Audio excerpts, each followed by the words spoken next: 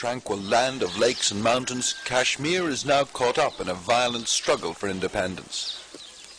Most of Kashmir's 7 million people are Muslim, and since 1947, India has claimed this state as her own. In the last 3 years, 3,000 people have died as the independence struggle has degenerated into violent social unrest. And now the Indian Army is here in force. 300,000 soldiers keep Kashmiris under strict military control. Any resistance is harshly dealt with, but still the Kashmiri youth continue to resist. Young nationalists attack an Indian military checkpoint and retreat into the night. The following morning, the army's response to the attack, a dawn raid followed by mass arrests of young men and the persecution of local people.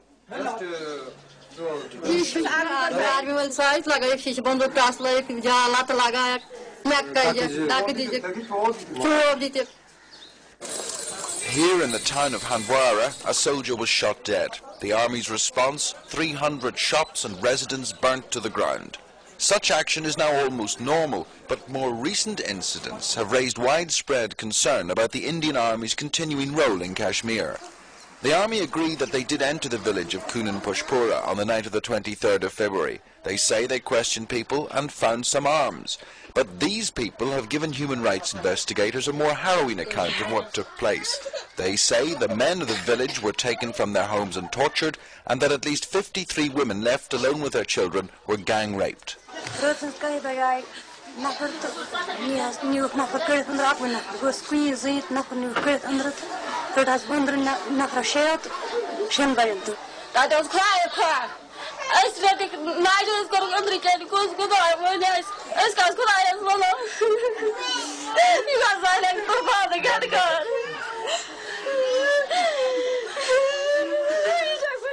"53 women gave statements to human rights investigators. The youngest was 13, the oldest 80.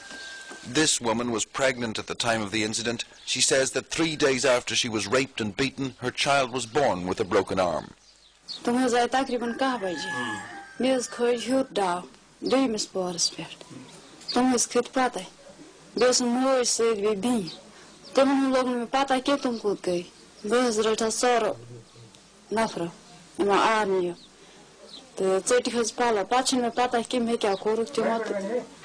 In this building, the men of the village say they were interrogated and tortured.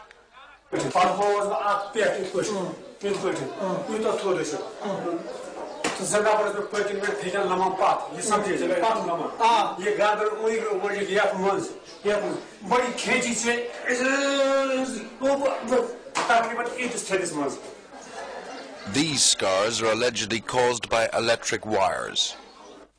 What happened that night has left many families in ruin. Husbands have left their wives, young unmarried girls have seen their prospects of marriage vanish as word of the incident spreads through the area.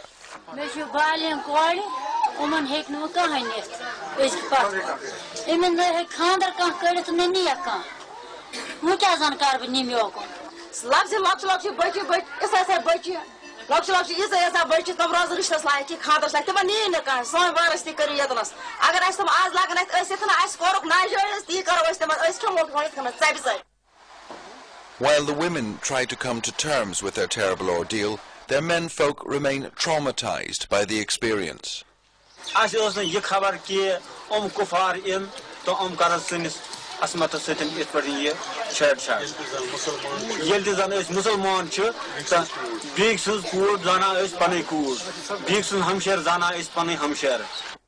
The nearby town of Kupwara.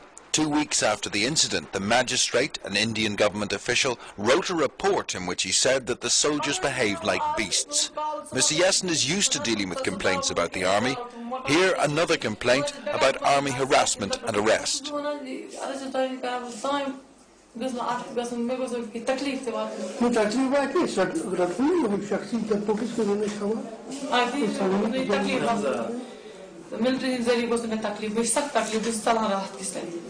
I have submitted a report to the authorities to conduct inquiry and take action. It will be good in the larger interests of the country if they stop anything if committed illegally. Abdul Ghani is a former member of the Kashmiri state legislative, now disbanded. He believes India has lost Kashmir. By their acts and deeds, they are alienating the people of Kashmir day by day. They are actually alienating the hearts of the people. I would just pinpoint in one word that they are losing the soul of Kashmiri people day by day, and by this act actually the whole Kashmir has been shaken, people of Kashmir.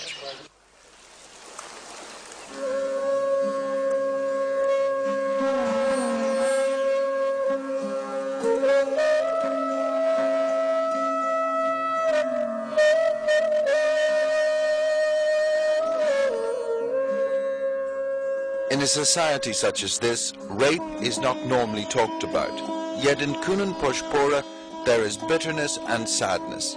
Lives have changed, relationships shattered.